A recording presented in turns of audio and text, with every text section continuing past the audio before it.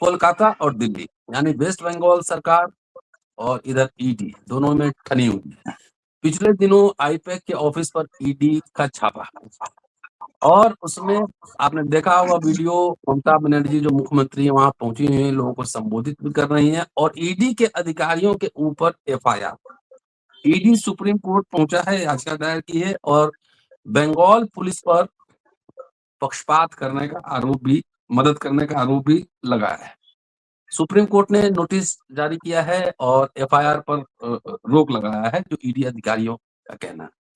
ED का आरोप है कि छापेमारी के दौरान ममता बनर्जी यानी मुख्यमंत्री खुद मौके पर पहुंची और जांच अधिकारियों के लैपटॉप, महत्वपूर्ण दस्तावेज और मोबाइल फोन छीन ली। इस घटना को लेकर ईडी ने, जो वहां के डीजी हैं और पुलिस कमिश्नर हैं, उसके खिलाफ भी एफआईआर करने की मांग की है। सुप्रीम कोर्ट में आज बहस हुई है। क्या क्या हुआ है मसला, जरा चलते हैं समझते हैं। जेपी सिंह साहब आ चुके हैं और आप लगातार सुन रहे हैं। सीधे चलते हैं जेपी सिंह साहब के पास और समझते हैं कि आज क्या क्या हुआ कोर्ट में। सर नमस्ते। सर सर, जो सुनवाई हुई उसके बाद लगातार गोदी मीडिया की सुर्खियां हैं कि ममता को सुप्रीम कोर्ट से झटका, 5 झटके। तो ये मतलब यही सुर्खियां चल रही हैं। लेकिन जी। सुप्रीम कोर्ट ने जो एक बात कही उसको सब लोग पी गए। ईडी के वकील ने, तुषार मेहता ने कहा कि ममता ने केंद्रीय एजेंसी के कार्य में हस्तक्षेप किया और ममता के वकील कपिल सिब्बल और अभिषेक मनु सिंघवी इधर से थे। उन्होंने कहा कि नहीं, हस्तक्षेप नहीं है। सवाल इस बात का है कि आईपैक का दफ्तर और हमारे जो है हमारे वो हैं, हमारा काम करते हैं। तो टीएमसी का जो आईपैक के दफ्तर को आप अलग करके नहीं देख सकते। और आप गए थे कोयला घोटाले का कागज लेने, तो आप जो है हमारा कागज क्यों ले रहे हैं? तो उसमें जो सुप्रीम कोर्ट ने ऑब्जर्वेशन दिया है कि कोई राज्य की एजेंसी जो है केंद्र की एजेंसी को रोके, ये भी उचित नहीं है, गंभीर मामला है। लेकिन साथ में एक नुक्ता और लगाया है सर, किसी भी केंद्रीय एजेंसी को किसी भी पार्टी के चुनाव कार्य में दखल देने का कोई अधिकार नहीं है। इस लाइन को जो है गोदी मीडिया जो है घोंट गई है, क्योंकि मामला तो दोनों है ना। अब सवाल इस बात का है कि ईडी चाहती थी कि ममता बनर्जी को सुप्रीम कोर्ट उल्टा टांग दे, और इस घटना के बाद ईडी इतनी डिस्परेट हो गई थी कि वो जो है उन्होंने कलकत्ता हाई कोर्ट में रिट डाली, उसके बाद जो है तुरंत जो सुप्रीम कोर्ट में भी डाल दी। कलकत्ता हाई कोर्ट में जब सुनवाई हुई शेड्यूल के हिसाब से 14 तारीख के लिए, तो कलकत्ता हाई कोर्ट में ईडी ने जो है कहा कि हमने कोई दस्तावेज जो है नहीं लिया है ममता बनर्जी का। तो उन्होंने अपने ऑर्डर में बाकायदे ऑब्जर्व करते हुए ये बात लिख दी है, और लिखने के बाद जो है वो ममता बनर्जी की अपील खारिज कर दी है। और जो ईडी ने जो है दाखिल किया था रिट, जब उसका मामला आया तो जो है एएसजी कहने लगे कि जो है क्या कहते हैं, राजू साहब वहां उपस्थित हुए थे, वो कहने लगे कि साहब हमने सिमिलर रिट जो है सुप्रीम कोर्ट में दाखिल की, इसलिए आप मत सुनिए। जबकि ममता के वकीलों का कहना था कि नहीं, उसकी भी सुनवाई होनी चाहिए। उनको लग रहा था कि कलकत्ता हाई कोर्ट से शायद हमको राहत न मिले, इसलिए फोरम शॉपिंग, जैसा कि अभिषेक मनु सिंघवी ने आज कहा भी कि ईडी फोरम शॉपिंग कर, उसको उम्मीद थी कि वहां, उसको ना उम्मीद थी कलकत्ता हाई कोर्ट से कि वहां से राहत मिलेगी या वहां से उसकी इच्छित जो है मनोकामना पूर्ण होगी, तो सुप्रीम कोर्ट में चली आई। और सुप्रीम कोर्ट भी लोगों के निशाने पर है कि जो नई पीठ बनी है प्रशांत कुमार मिश्रा और प्रवाल नियोगी की, ये जो है वो किस दिशा में जा रही है। ये भी जो है वो क्या कहते हैं, अरविंद कुमार और अंजारिया की दिशा में जाएगी या निष्पक्ष रहेगी, या ये क्या करेगी। तो उन्होंने तो दोनों बातें कह दी है कि किसी भी केंद्रीय एजेंसी को किसी भी पार्टी के चुनाव कार्य में दखल देने का अधिकार नहीं है, लेकिन साथ में ये भी कहा है कि सेंट्रल एजेंसी के कार्य में राज्य एजेंसी बाधा डाले, ये भी स्वीकार्य नहीं है। इसलिए इस पर जो है वो जांच की जरूरत है, बहस की जरूरत है। उन्होंने नोटिस इशू की, तो इसमें कौन सी खास बात है नोटिस इशू की? तो रिट दाखिल होती है तो नोटिस इशू होती है। नोटिस इशू होने का ये मतलब थोड़ी है कि वो जो है क्या कहते हैं, दूसरा साल के पर खड़ा हो जाएगा। क्योंकि दूसरे के पास भी तो तमाम जो है तर्क हैं और तमाम जो है वो क्या कहते हैं वो हैं। तो उसमें ममता बनर्जी का नुकसान क्या हुआ? नुकसान तो ईडी का हुआ कि अब जो है ममता बनर्जी के यहाँ जाने में जो है वो इस ऑब्जर्वेशन के बाद जरा सोचना पड़ेगा कि ममता बनर्जी के यहाँ जो है जाने में क्या कहते हैं कैसे जाएंगे। वो तो वास्तव में कोयला घोटाले की आड़ में ममता बनर्जी का ही सब डॉक्यूमेंट लेने गई थी, इसमें कहीं कोई दो राय नहीं। पूरे देश में किसी से अंधे से भी पूछ लीजिए जो ईडी और इन लोगों के बारे में जानता है वो यही कहेगा। अब आइए थोड़ा कानूनी पहलू पर बात कर लिया जाए। जी जी। जो 3 एफआईआर ममता बनर्जी की हुई थी, किसी ने कहा कि 4 एफआईआर आई थी, उसको जो है उन्होंने रोक दिया है फिलहाल। इस पे जो है इसको रोक दिया कि जांच नहीं होगी फिलहाल। वो नोटिस 2 हफ्ते की दिया है इनको, नोटिस का जवाब दें, फिर वो जवाब दें, मतलब वो एक लिटिगेशन का विषय बन गया है। जी सुप्रीम कोर्ट ने आज पश्चिम बंगाल की मुख्यमंत्री ममता बनर्जी और कुछ राज्य पुलिस अधिकारियों के खिलाफ ईडी के द्वारा दायर याचिका पर नोटिस जारी किया, जिसमें उन पर कथित तौर पर ऑल इंडिया तृणमूल कांग्रेस के राजनीतिक सलाहकार आई पैक के कार्यालय को की ईडी की तलाशी में बाधा डालने का आरोप है। जस्टिस प्रशांत कुमार मिश्रा और जस्टिस विपुल एम पंचोली की बेंच ने कहा कि यह एक बहुत गंभीर मामला है जिसकी कोर्ट को जांच करने की जरूरत है। कोर्ट ने कहा कि हमारी पहली नजर में राय है कि इस याचिका में ईडी या अन्य केंद्रीय एजेंसियों द्वारा जांच और राज्य एजेंसियों द्वारा इसमें दखल से जुड़ा एक गंभीर मुद्दा उठाया गया है।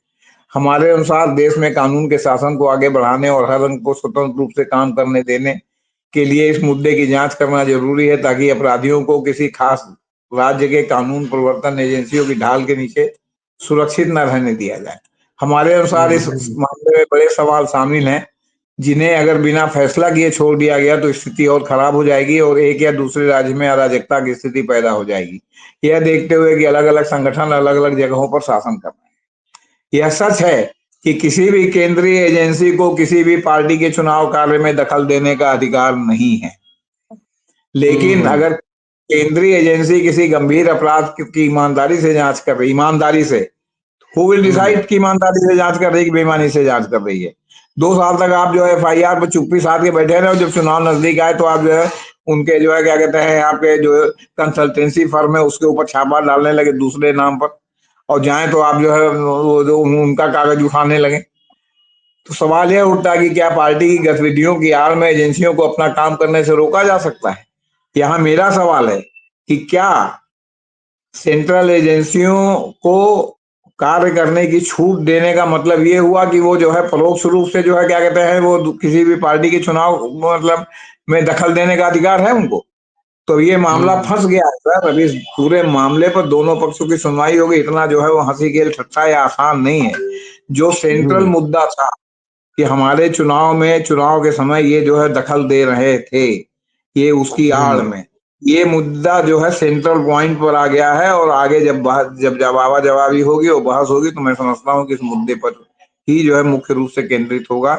ये कहेंगे कि उन्होंने बाधा डाली है, वो कहेंगे कि आप हमारे चुनाव को जो है क्या कहते हैं इस समय आप हमको डिस्टर्ब करने के लिए और जो है वो पब्लिक ओपिनियन हमारे खिलाफ करने के लिए आप ऐसा कर रहे हैं।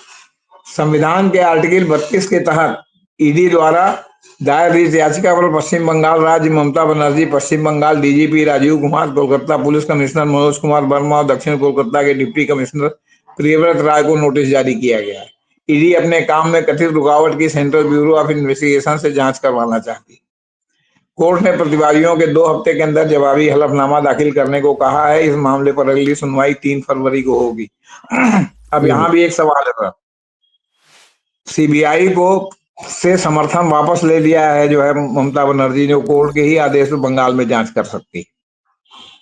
हम्म। तो ये सीबीआई जांच की मांग क्यों कर रहे हैं? चोर चोर मौसेरे भाई, ये क्यों रहे कि एक एसआईटी इंडिपेंडेंट गठित की जाए जो जांच करे कि क्या मामला है, तो दूध का दूध और पानी का पानी हो जाए। ये सीबीआई जांच की मांग ईडी वाले क्यों कर रहे हैं? वो कहेंगे साहब जो है कोर्ट से जो है एक तो गठित किया जाए और कोर्ट के मॉनिटरिंग में जो है इसकी जांच हो। और अगर ऐसा होता है हम्म। तो मैं समझता हूँ हो सकता है ममता बनर्जी के पक्ष को भी कोई आपत्ति नहीं होगी। क्यों? क्योंकि सीबीआई तो जो है केंद्र सरकार की तोता है, तो इनको भी सीबीआई जांच चाहिए। आप बता दें, किसी को भी सीबीआई जांच चाहिए। अब हम्म। हुआ तो है उत्तराखंड में सीबीआई जांच की सिफारिश, और वहां के लोग आंदोलित हैं कि अंकिता भंडारी में सीबीआई जांच कोर्ट मॉनिटर जांच होनी चाहिए, नहीं तो जांच में लिपापोती हो जाएगी। हम्म। कोर्ट ने यह भी निर्देश दिया कि प्रतिवादी 8 जनवरी को तलाशी ली गई जगह और आसपास के इलाकों के फुटेज वाले सीसीटीवी कैमरे और अन्य इलेक्ट्रॉनिक डिवाइस को सुरक्षित रखे। कोर्ट ने पश्चिम बंगाल पुलिस द्वारा पश्चिम बंगाल के अधिकारियों के खिलाफ दर्ज की गई 3 एफआईआर में आगे की कार्रवाई पर रोक लगा दी। अब कोई 4 भी कह रहा है सर, किसी किसी चैनल पे 4 आ रहा है, 4 एफआईआर पे रोक लग गई, लेकिन लाइव ला ने 3 एफआईआर पे रोक लगाया। जी। जैसे ही मामला उठाया गया, सॉलिसिटर जनरल तुषार मेहता ने कहा कि यह मामला एक चौंकाने वाला पैटर्न दिखाता है। उन्होंने कहा कि पहले भी पश्चिम बंगाल के मुख्यमंत्री ने केंद्रीय एजेंसियों के काम में रुकावट डालने के लिए ऐसे काम किए। अब ये मामला वही जो आज डायरेक्टर जनरल है वहां राजीव कुमार, जब उनके यहाँ जो है छापा डाला था सीबीआई ने, ममता बनर्जी पहुंच गई थी और जो मामला फंसा था और सीबीआई को हिरासत में ले लिया गया था, सीबीआई के लोगों को, तो उस मामले में फिर हुआ क्या? सब मामला तो रफा दफा हो गया। और अगर वो ममता बनर्जी न पहुंचती तो राजीव कुमार को तो आप जो है पहले ही टांग चुके होते हो। अब तक वो बेचारे या तो जेल में होते या जो है दर्जनों मुकदमे एक के बाद एक झेल रहे होते। तो क्यों, तो हुआ क्या? रिजल्ट अल्टीमेटली क्या हुआ? आपने जो छापा डाला था, आपका छापा तो एक प्रकार से जो है फर्जी सिद्ध हो गया, क्योंकि आपके पास न कोई सबूत था न कुछ था। आप तो जो है जब लोगों को गिरफ्तार करते हैं तो सबूत गढ़ने लगते हैं और बिना सबूत के जेल में रखते हैं, क्योंकि जो है वो बंद लिफाफे में जब आप रिपोर्ट पेश करते हैं तो जज साहब होता है वेरी सीरियस, वेरी सीरियस। अब भले उसमें क्या लिखा है भगवान जाने, आपसे बता रहे हैं। या जज साहब की कुंडली लिखी हो कि जज साहब आपकी कुंडली ये है, जरा समझ बूझ के। इस समय तमाम फ्री स्टाइल चल रहा सर, कोई किसी के बारे में कुछ भी कहते हैं, क्योंकि सब संदेह का वातावरण चारों ओर हो गया। यह कैसे सही है? अब सवाल इस बात का है कि जो नोटिस उन्होंने उनको जारी की, वो नोटिस उनको जो है ईडी को भी अगर ईमानदार होते तो जारी करना होता कि क्या आप उनके चुनाव कार्य में दखल देने के लिए आपने छापा मारा था, तो होता कि कोर्ट ईमानदार है। क्योंकि ममता बनर्जी ने तो सुप्रीम कोर्ट में रिट दाखिल नहीं की थी, ममता बनर्जी ने तो केवीएट दाखिल किया था जवाबी। लेकिन जब सवाल दोनों बात आप कह रहे हैं तो उसको भी तो आप उनसे समझिए कि आप भी कैटेगरिकल कहिए कि उनके चुनाव कार्य में जो है हम दखल देने के लिए हमने छापा नहीं डाला था, हमको उनके कागज नहीं चाहिए थे। तो नहीं चाहिए थे तो आपने उनका लैपटॉप, उनकी हरी फाइल क्यों ली थी अपने पास? और भाई 15 मिनट ही ममता बनर्जी नहीं, ये सब मामला हो गया है आपका। जैसे एनडीपीएस एक्ट में एक जमाने में होता था कि इतना जो है डाइजापाम इनके पास से बरामद हुआ। वो डाइजापाम क्वांटिटी में इतना बड़ा होता था, कहाँ रखा? जेब में रखा, झोले में लटकाया, कंधे पर रखा, सर पर रखा। इतना बड़ा कार्टून लेके तो आप कैसे चलेंगे? तो उसी तरह हो गया कि आप जो है हमारा वो भी लैपटॉप भी ले गई, या फाइल भी ले गई, आप जो है और भी तब इलेक्ट्रॉनिक डिवाइस ले गई। तो कहाँ ले गई ममता बनर्जी? 15 मिनट नहीं, कैसे ले गई? आपके कब्जे में था तो उन्होंने क्या आपसे फिजिकल असॉल्ट करके छीना? कैसे छीना? ये सब विषय नहीं है सर, उसका जो है विवाद का विषय है कि नहीं है कि उतना डिवाइस, उतना वो कैसे छीना आपसे उन्होंने, जवाब नहीं दे रहे थे। या उन्होंने कहा कि भाई हमारा वापस कीजिए, आपने वापस कर दिया, चुपचाप आप खड़े हो गए, क्योंकि आप पुलिस फोर्स जो थी उससे जो है आपकी पों कांप गई। आप 3 आदमी थे, हो सकता है 2-4 और रहे हों, और जो है वो पुलिस फोर्स भारी पुलिस फोर्स थी और राजीव कुमार डीजीपी भी थे। आपकी पों कांप गई, आप दे गए। आप जो है वो खिसियानी बिल्ली खंबा नोचे, आप जो है वो जबरदस्ती का नगाड़ा पीट रहे हैं। जस्टिस मिश्रा ने पूछा यह कैसे सही है? एसजी ने कहा कि एक याचिका ईडी ने एक ऐसे अधिकारी के साथ मिलकर दायर की है जो व्यक्तिगत रूप से पीड़ित है। उन्होंने कहा कि एक और याचिका ईडी अधिकारियों ने अपनी व्यक्तिगत क्षमता में दायर की है। यहाँ एक सबूत था जिससे यह नतीजा निकला कि कंपनी के ऑफिस और व्यक्ति के ऑफिस में कुछ आपत्तिजनक सामग्री है। ईडी के अधिकारी सेक्शन 17 पीएमएलए एक्ट के तहत अपनी शक्तियों का इस्तेमाल करते हुए वहां जाते हैं। हमने स्थानीय पुलिस को भी सूचित किया था। माननीय मुख्यमंत्री, डीजीपी और पुलिस के बड़े दल के साथ वहां पहुंचते हैं, ऑफिस में घुस जाते हैं और फाइलें, डिवाइस ले जाते हैं। फाइलें, डिवाइस, तो फाइल तो ममता बनर्जी दिखाई पड़ रही थी, जो फोटो आई है। डिवाइस कहाँ थी? किसके हाथ में थी? झोले में रखी थी, बैग में रखी थी, अटैची में रखी थी? वो तो दिखाई नहीं पड़ी। मेरे हिसाब से यह चोरी के अलावा कुछ नहीं है। अगर ऐसे व्यवहार को माफ किया जाता है तो अधिकारियों को हतोत्साहित और निराश करेगा। एसजी साहब ने यह दलील दी। एसजी ने बताया कि ईडी ने उन पुलिस अधिकारियों को सस्पेंड करने का निर्देश देने के लिए भी आवेदन किया है जो बनर्जी के साथ थे। पीएमएलए की सेक्शन 54 का जिक्र करते हुए एसजी ने कहा कि पुलिस अधिकारी ईडी की मदद करने के लिए कर्तव्यबद्ध हैं। हालांकि इस मामले में पुलिस ने ईडी को रोका। उन्होंने वो राजीव कुमार की घटना का भी जिक्र किया, जब ममता बनर्जी ने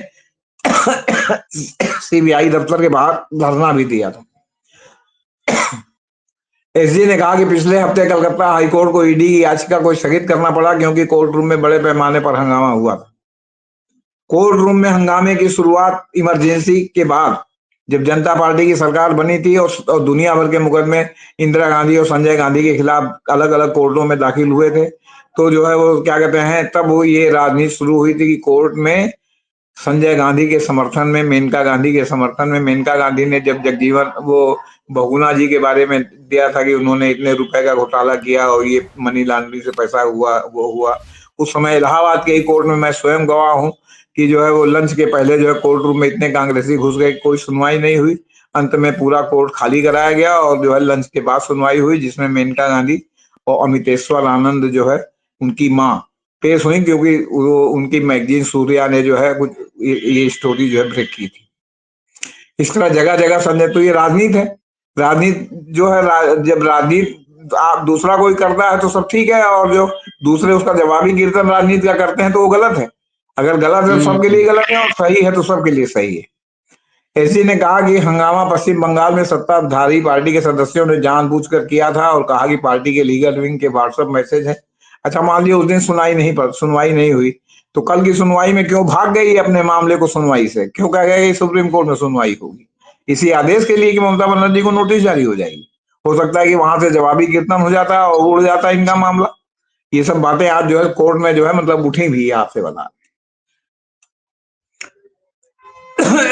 और उन्होंने कहा साहब व्हाट्सएप से संदेश दिया गया था कि पार्टी के लोग इकट्ठे हों। तो आज हुआ था ना, जो संजय गांधी के जमाने में जब कोर्ट में जो है वो क्या कहते हैं पार्टी के लोग घुस जाते, तो उस जमाने में तो व्हाट्सएप नहीं था। उस जमाने में तो संकेत से ही सारा मामला हो जाता था। एसजी ने कहा कि इस वजह से कल की सुनवाई से पहले हाई कोर्ट को एक सर्कुलर जारी करना पड़ा, जिसमें कोर्ट रूम में अनधिकृत व्यक्तियों के प्रवेश पर रोक लगाई गई थी। कोर्ट ने कहा ममता ने सुनवाई की वैधता पर आपत्ति जताई, यह एक गंभीर मामला, नोटिस जारी कर रहे हैं, हम इसकी जांच करना चाहते हैं, बहुत गंभीर है। जस्टिस पीके मिश्रा ने कहा। ममता बनर्जी की ओर से पेश हुए सीनियर एडवोकेट कपिल सिब्बल ने कहा कि इस मामले की सुनवाई की वैधता पर उन्हें गंभीर आपत्ति है। सिब्बल ने कहा कि ऐसा मामला जिसकी सुनवाई हाई कोर्ट भी कर सकता है।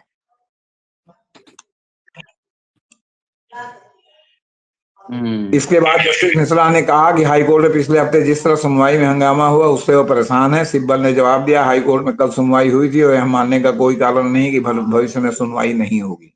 सिब्बल ने कहा कि आई पैक तृणमूल कांग्रेस का चुनावी सलाहकार है और इस मकसद के लिए 2021 से उनके बीच एक समझौता है, इसलिए टीएमसी का गोपनीय डेटा आई पैक के ऑफिस में रखा जाता है और मुझे यकीन है कि ईडी को इसके बारे में पता है। पहला सवाल यह उठता कि चुनाव के बीच वहां जाने की क्या जरूरत थी? कोयला घोटाले में आखिरी बयान फरवरी 2024 में दर्ज किया गया था।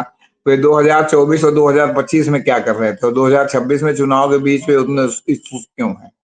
अब ये सब मामला सेंट्रल स्टेज में है, ये सब पर जो है आगे आने वाले समय में बहस होगी। इतना आसान नहीं होगा जो है वो एकदम बिल्कुल आपके बेला त्रिवेदी और जो है वो आपका क्या कहते हैं अरुण मिश्रा की तरह कोर्ट होगी और अरविंद कुमार और अंजारिया की तरह। कभी इस पर आंख मूंद के जो मन करेगा वो फैसला दे देगी, वरना इस सब का जवाब देना पड़ेगा। अगर आपको जानकारी मिल जाती है तो हम चुनाव कैसे लड़ेंगे, इसलिए पार्टी चेयरमैन को वहां जाने का अधिकार है या पार्टी की संपत्ति है, कपिल सिब्बल ने कहा। सिब्बल ने इस दावे को खारिज कर दिया ईडी के कि ममता बनर्जी सभी फाइलें और डिवाइस ले गई और कहा कि अगर ईडी तलाशी की कार्रवाई का वीडियो सबूत पेश करती है तो यह दावा पूरी तरह से झूठ साबित होगा। मैंने बताया ना कि भाई इतना सामान ले गई तो कैसे ले गई? तो जब निकली तो एक तो फाइल थी उनके पास। उन्होंने कहा कि ममता बनर्जी सिर्फ पार्टी की जानकारी वाला लैपटॉप और आईफोन ले गई। सिब्बल ने कहा कि गोपनीय जानकारी इकट्ठा करके चुनाव प्रक्रिया को बाधित करने के लिए ये ईडी द्वारा दोषपूर्ण कार्रवाई है।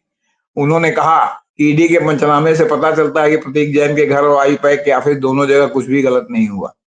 पश्चिम बंगाल राज्य ने याचिका की स्वीकार्यता पर आपत्ति जताई। राज्य और डीजीपी की ओर से senior advocate doctor Abhishek Manu Singhvi ने कहा कि उन्हें ईडी द्वारा दायर आर्टिकल 32 की याचिका की स्वीकार्यता पर गंभीर आपत्तियां हैं। अगर कोर्ट नोटिस जारी कर रहा है तो राज्य के प्रारंभिक आपत्तियों को उठाने के अधिकार को सुरक्षित रखते हुए ऐसा किया जाना चाहिए। मैंने सब मामला कानूनी दांवपेच में है। सिंघवी ने कहा कि यह मामला फोरम शॉपिंग का उदाहरण है, क्योंकि ईडी ने सुप्रीम कोर्ट और हाई कोर्ट दोनों में समानांतर कार्रवाई शुरू की। हालांकि जस्टिस पीके मिश्रा ने 9 जनवरी को हाई कोर्ट में हुए हंगामे पर चिंता जताई, उन्होंने इस पर जो है ध्यान नहीं दिया। तो अब ये इसीलिए लोगों को लग रहा है कि भी कोर्ट जो है कहीं अरविंद कुमार और अंजारिया की पीठ की तरफ तो आगे नहीं बढ़ रही है, जो बेला त्रिवेदी और जो है वो क्या कहते हैं यहाँ पे मिश्रा जी से बहुत जो है प्रभावित है। सिंघवी ने कहा कि हरी बेंच की चिंता से सहमत है, लेकिन उन्होंने कहा कि कल हाईकोर्ट में सुनवाई सुचारू रूप से हुई, सिर्फ इसलिए कि एक दिन हंगामा हुआ क्योंकि भावनाएं बेकाबू हो गई। यह नहीं माना जा सकता कि सभी सुनवाई रोक दी जाएगी। सिंघवी ने यह भी कहा कि पंचनामे के अनुसार यह दर्ज है कि पूरी तलाशी शांतिपूर्वक की गई थी। अब वो 15 मिनट रहे तो उसके बाद आप लीजिए ना तलाशी कोयला घोटाले का जो भी आपके पास जो है मतलब सबूत है। एसजी राजू ने बीच में टोकते हुए बताया कि पंचनामे में दर्ज है कि ममता ने कुछ सामान, सब नहीं कुछ सामान, समझ लीजिए आप। एसजी के इस बयान के जवाब में कि स्थानीय पुलिस को तलाशी के बारे में सूचना दी गई थी, सिंघवी ने कहा कि तलाशी अभियान 6 बजे शुरू हुआ, ईमेल संचार 11:30 बजे भेजा गया था दिन में। अब समझिए, सिंघवी ने दावा किया कि बनर्जी को यह जानकारी मिलने के बाद कि अनधिकृत लोग उनके सामान तक पहुंचने की कोशिश कर रहे हैं, वह वहां गई। शुरू में ईडी के अधिकारी अपनी पहचान बताने से इनकार कर रहे थे। पुलिसकर्मी बनर्जी के साथ थे क्योंकि वह Z+ सुरक्षा प्राप्त व्यक्ति थी। पुलिस अधिकारियों मनोज कुमार वर्मा, प्रियव्रत राय की ओर से सीनियर एडवोकेट श्याम दीवान ने कहा कि ईडी को कलकत्ता हाईकोर्ट में भेजा जाना चाहिए। ईडी अधिकारियों द्वारा आज के पेश एसजी राजू ने कहा कि मानी गई बातों से पता चलता है कि कम से कम चोरी का अपराध तो अब इस पर आ गए। एसजी ने यहाँ तक कहा कि डकैती और लूट के अपराध वहां किए गए क्योंकि वहां हथियारों के साथ 5 से ज्यादा लोग थे। तो बहरहाल सर, जी ये हो गया है और ये होने के बाद अब जो है कोर्ट में बहस का मुद्दा बन गया है। और इसको एक लाइन में अगर कहा जाए तो कुल मिला के अमित शाह की योजना जो है, जो ममता को घेरने की वहां थी, फिलहाल वो बैकफुट पर नजर आ रही है। और ये सारे मामले जो उठ गए हैं, ये जब कोर्ट में बहस होगी तो एक तरफा नहीं होगी। इसमें सारे मामलों के जवाब सत्ता पक्ष को भी देने पड़ेंगे या ईडी को भी देने पड़ेंगे, और साथ में जज साहब को भी अपने जजमेंट में देना पड़ेगा कि साहब ये जो तर्क है इसका जो है क्या जवाब। जी, तो इतना लेकिन आसान नहीं मिला है। जुला के राजनीति सर, जैसे हो रही तो राजनीति इधर से भी हो रही कि जी। इस तरह चुनाव के समय सेंट्रल एजेंसी छापे मारेगी और लोकल पुलिस पकड़ लेगी, मिला जुला के अराजकता की ओर नहीं लेके जा रहा है? ऐसा लगता कि नहीं, अब तो फिर से समय आ गया है कि जिस तरह हम्म। केंद्र और राज्य के संबंध में को जो है परिभाषित करने के लिए गवर्नर के संदर्भ में सरकारिया आयोग का गठन हुआ था, उस तरह अब इस सरकार के जमाने में जिस तरह केंद्रीय एजेंसियों का राज्य सरकारों के कार्यक्रम में हस्तक्षेप करके जो है अराजकता पैदा करने की कहानी शुरू हुई है, इसमें फिर से जो है एक बृहत्तर आयोग की जरूरत है, सुप्रीम कोर्ट के एक सिटिंग जज के, उसमें जो ये डिसाइड करे कि केंद्र और राज्य का संबंध कैसा रहेगा। और इस तरह के मामले जो है क्या कहते हैं, राज्य सरकार को डिस्टेबलाइज करने के लिए नहीं उठाए जा सकते, वो भी विपक्षी दलों की सरकारों के लिए, क्योंकि ये डेमोक्रेसी है, ये राज्यों का संघ है, ये कोई जो है क्या कहते हैं किसी राजा की जो है वो नहीं है, आपके क्या कहते हैं मैंने राजतंत्र नहीं है कि जो मन करे आप। जी चलिए सर, बहुत बहुत शुक्रिया, और देखते हैं 3 फरवरी को क्या होता है। तो 3 फरवरी को इस मुद्दे पर फिर हम चर्चा करेंगे। तब तक देखते रहिए अम्बेडकर। Thank you sir. आपसे